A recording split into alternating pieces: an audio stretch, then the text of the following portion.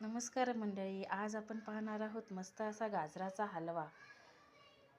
चला तर मग रेसिपीला सुरुवात करूयात। सर्वप्रथम कढईमध्ये तूप घालूया, त्यानंतर किसलेलं गाजर घालूया। मस्त छान असं नंतर छान असे परतून घ्यायचं गाजराचा किस। याला रंग सुद्धा छान आलेला आहे, मस्त असा रंग आलेला आहे।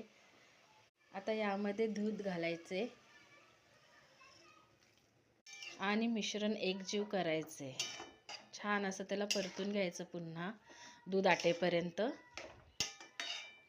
तसेच यामध्ये आता 1.5 वाटी आपण साखर घालून घेऊया।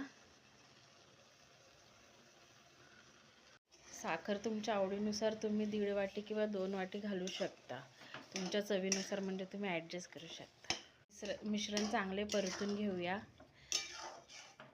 दूध पण आपलं बऱ्यापैकी आटलेलं आहे, अजून थोडं आटायला पाहिजे। छान असं हे परतून घेऊया मिश्रण पुन्हा, म्हणजे साखर त्याच्यात विरघळून जाईल, चांगले मिक्स होऊन जाईल। तसेच यामध्ये आता थोडी वेलची घालायची आणि ड्रायफ्रूट्स घालायचे तुमच्या आवडीनुसार आणि मिश्रण पुन्हा एकजीव करून घ्यायचे। अशा प्रकारे आपला गाजराचा हलवा तयार झालेला आहे। मस्त असा छान त्याला कलर आलेला आहे। तयार आहे आपला गाजराचा हलवा। आता आपण गाजराचा हलवा एका बाउलमध्ये काढून घेऊया।